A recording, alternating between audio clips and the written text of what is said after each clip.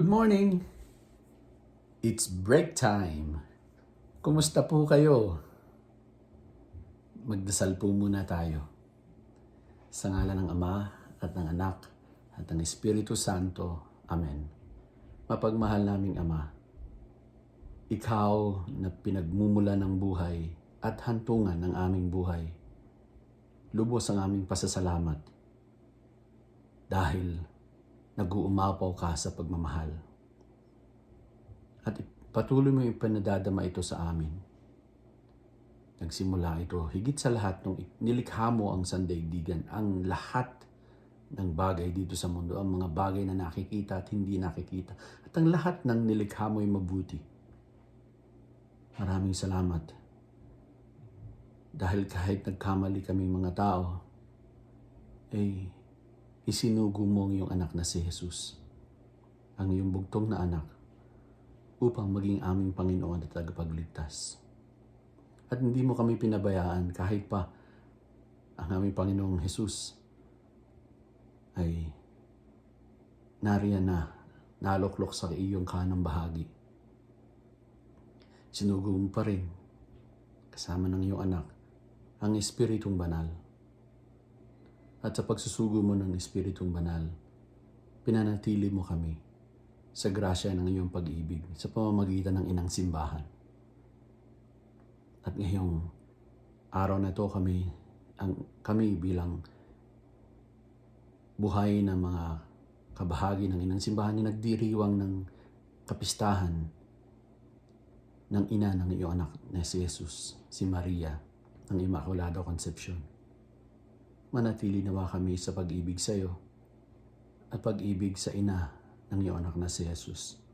Nang sa ganon, ay magbigyang papuri ka namin, O Diyos, amang makapangyarihan, sa ngalan ni Jesus at ng Espiritong Banal, ngayon at magpakailanman. Amen. Sa ngalan ng Ama at ng Anak at ng Espiritu Santo. Amen. Ngayon po ay December 8, 2021. At ngayon po ang Solemnity ng Immaculate Conception. Happy Feast Day! Ngayon po ang mabuting balita natin ay mula kay Luke chapter 1, verses 26 to 38.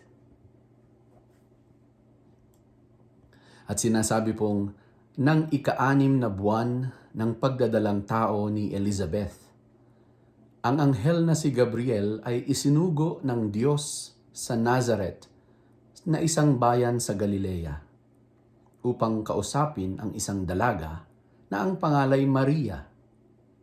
Siya ay nakatakda ng ikasal kay Jose, isang lalaking buhat sa angkan ni David. Lumapit ang anghel sa dalaga at binati ito. Magalak ka, ikaw ay lubos na kinalulugdan ng Diyos.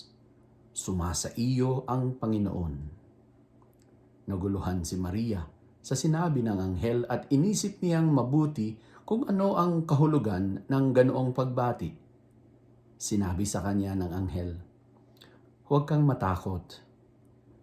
Huwag kang matakot, Maria, sapagkat naging kalugod-lugod ka sa Diyos. Makinig ka. Ikaw ay maglilihi at manganganak ng isang sanggol na lalaki at siya ay pangangalanan mong Jesus.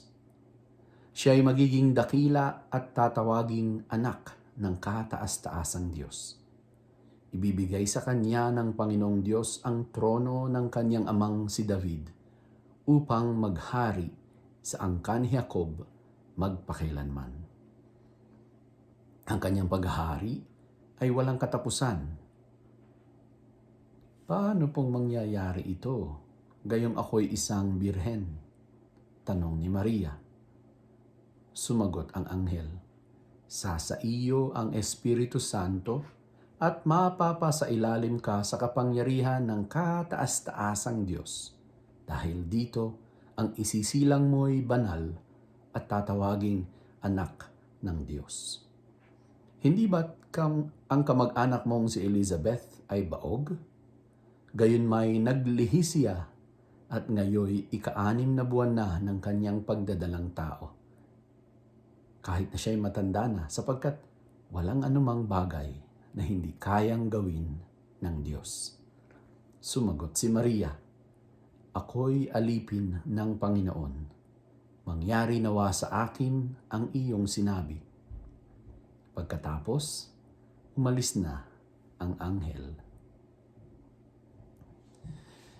Ngayon nga po ay Miyerkules sa 2 linggo ng Adbyento. At ang magandang balita po natin para sa araw na ito ay nagkatawang tao, ang anak ng Diyos sa pagpayag ni Maria na makibahagi sa kaligtasang isasagawa ng Diyos kay Kristo Jesus na kanyang anak. Mga kaibigan, sabi ko nga po kanina, ngayon po ay pinagdiriwang ng inang simbahan ang Solemnity ng Immaculate Conception, ang kalinis-linisang paglilihi kay Maria. Ang doktrinang ito po ng pananampalataya ng inang simbahan ng kakristyanuhan ay nagsasabing si Maria ay inihanda ng Diyos Ama simula pa nang siya'y ipaglihi sa sinapupunan ng kanyang ina. Inihanda si Maria upang maging ina ng salita ng Diyos ni Kristo Jesus, ang ating Panginoon at tagapagligtas. Sa doktrina pong ito, higit na binibigyang bigat ang pagliligtas na isinakatuparan ni Kristo Jesus sapagkat maging ang kanyang inang si Maria ay kanyang iniligtas.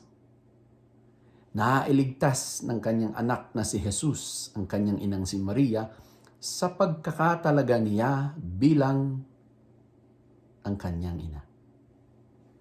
So ito po yung tinatawag na retroactive power of Jesus Christ's salvific act. No? Kung nung si Kristo Jesus po ay nagpakasakit, namatay, no?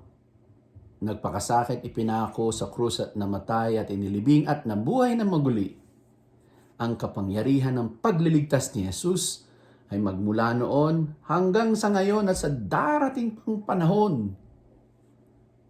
Pero sa doktrina ng Immaculada Concepcion ay ang kaligtasang isinagawa ni Jesus ay hindi lamang sa sangkatauhan magmula nung siya ay nagpakasakit, pinako at namatay sa krus at nabuhay na maguli hanggang sa panahon natin ngayon. Subalit ito ay ang kaligtasang epekto ng kaligtasang ito ay bumabalik, retroactive, doon sa simula ng panahon. Magmula kay Eva at kay Adan. Nailigtas din sa pagkakasala. Sa bungang kamatayan ng pagkakasala, maging sina Eva at Adan. Kasama doon, sa pagliligtas na yon, ang kanyang ina, si Maria. Hindi ba't, kung gayon, hindi ba't ang kapistahang ito ng Immaculada Concepcion ay isang kapistahang nakapokus sa kapangyarihan ni Jesus bilang Panginoon at tagapagligtas? Kaya, wag po tayo magdalawang isip na makisaya sa inang simbahan sapagkat ang kapistahang ito ng Immaculada Concepcion ay pagbibigay papuri kay Jesus na paating Panginoon at tagapagligtas na naging anak ni Maria na sa simula ng kanyang paglilihi Sa simula na siya ipaglihi ng kanyang ina na si Santa Ana, sa sinapupuan ni Santa Ana, siya ay iniligtas na ni Jesus na kanyang magiging anak. Ang galing, di po ba? Anyway, puntahan na po natin ang ating refleksyon sa mabuting balita. Siya nga po pala, Happy Feast Day ulit. Sa mabuting balita, narinig po natin kung papaanong dinalaw ni Arkanghel Gabriel ang isang dalagang si Maria, sa kanyang pagdapit ay ito ang kanyang bati. Magalak ka, ikaw ay lubos na kinalulugdan ng Diyos. Sumasa iyo ang Panginoon. Binigkas ni Arkanghel Gabriel ang mensahe ng Diyos Ama, na si Maria ay kalugod-lugod sa mata ng Diyos, kung kaya't ang presensya at kamalayan ng Diyos ay punong-puno sa kanyang pagkatao. Kinabahan si Maria. Hindi malaman kung ano ito at sino itong sa kanya ay nagsasalita. Pero may kaunti rin siyang pagkatakot.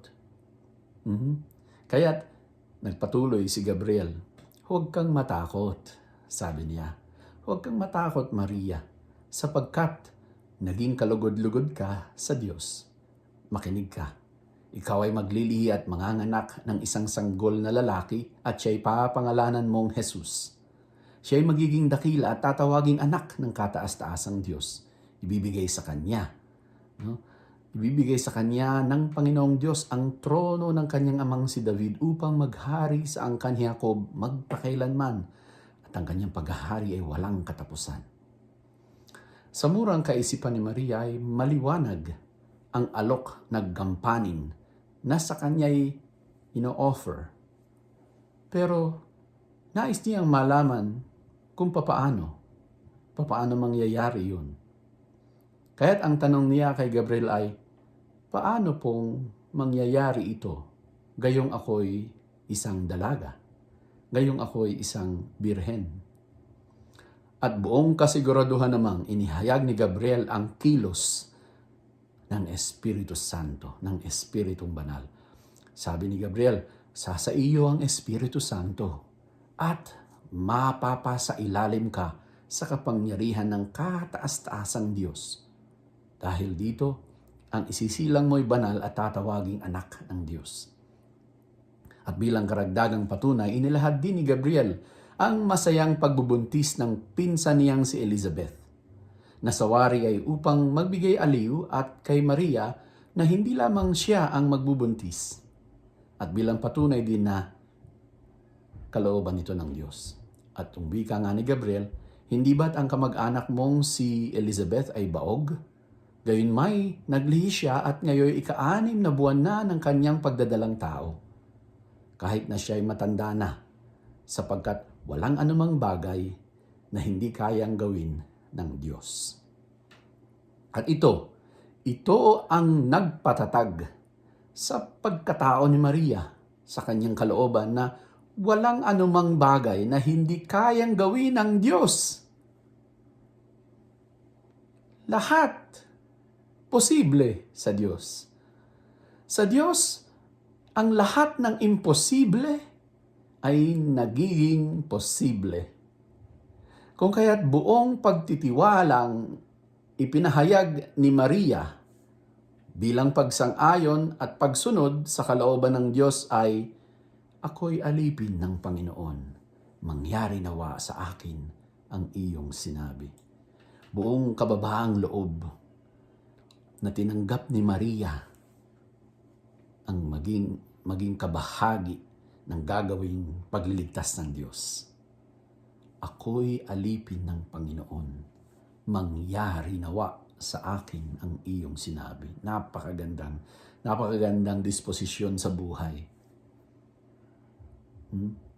Disposisyon na nagbibigay, nagtatanghal sa Diyos bilang ang simula at hantungan ng buhay. Kaibigan, ang kapistahan ng Immaculada Concepcion ay ipinagdiriwang ng inang simbahan dahil si Kristo Jesus ay nagkatawang tao sa sinapupunan ng kanyang inang si Maria.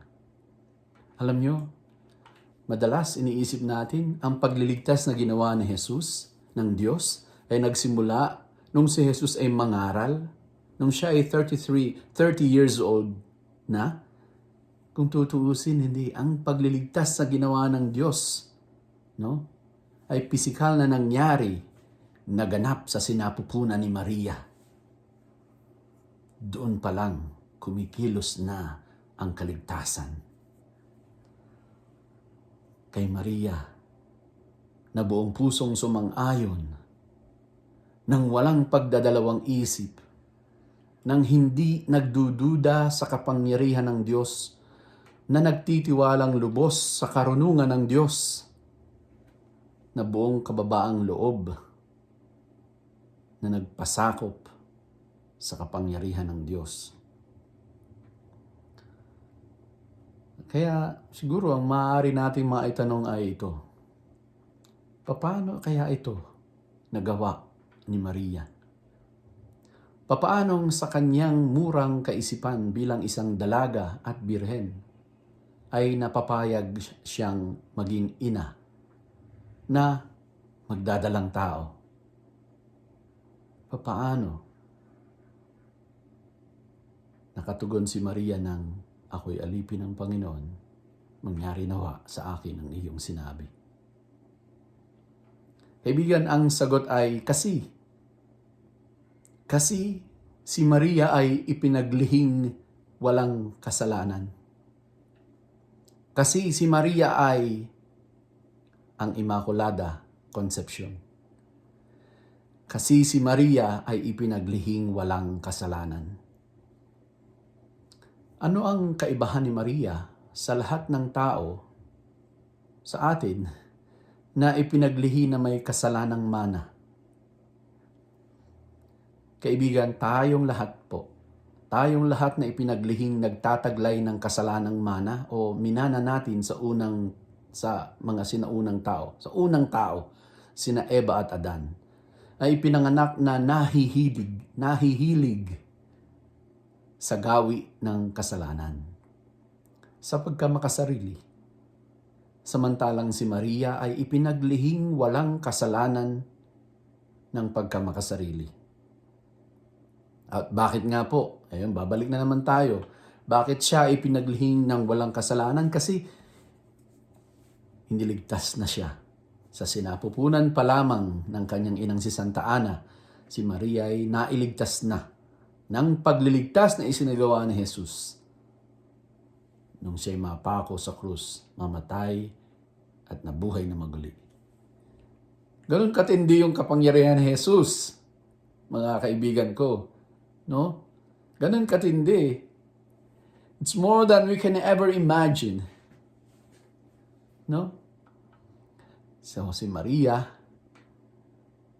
na ipinaglihing walang bahid ng kasalanan, ay pinaglihing walang bahid ng kasalanan sapagkat siya ay inihanda, iniligtas na mismo ng kanyang anak na si Jesus dahil nga sa siya ay magiging ina ng tagapagligtas, si Jesus.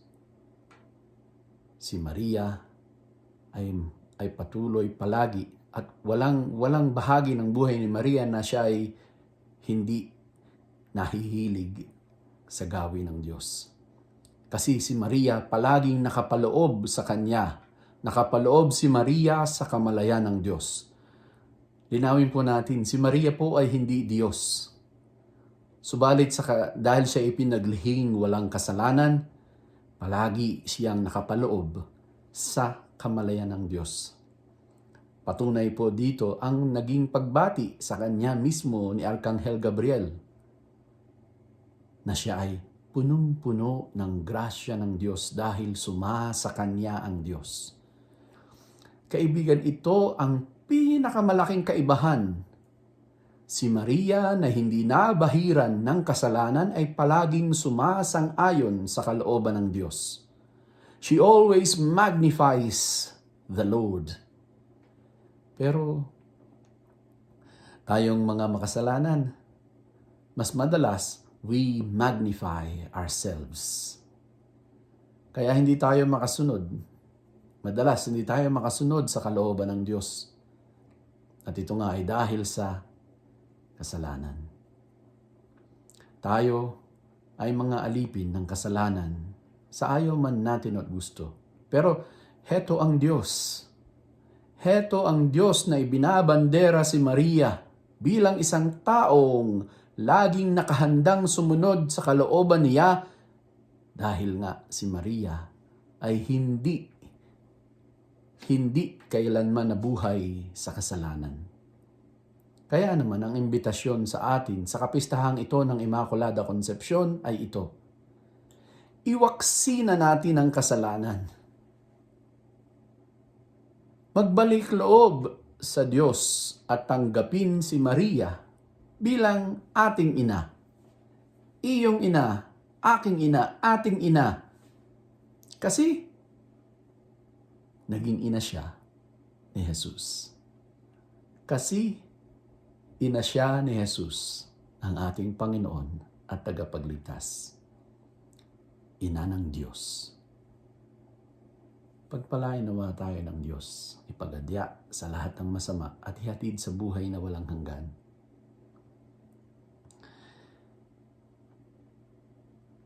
Hilingin natin ang gabay ng ina ni Jesus, ang ina ng Diyos. Aba, Ginoong Maria, napupuno ka ng grasya. Ang Panginoong Diyos ay sumasa iyo. Bukod kang pinagpala sa babaeng lahat, at pinagpala naman ang iyong anak na si Jesus. Santa Maria, Ina ng Diyos, ipanalangin mo kaming mga makasalanan ngayon, at kung kami mamamatay. Amen. O Maria, ang ipinaglihing walang sala, ipanalangin mo kaming mga dumudulog sa iyo. Gayon na rin ang mga taong hindi dumudulog sa iyo. Amen. Peace.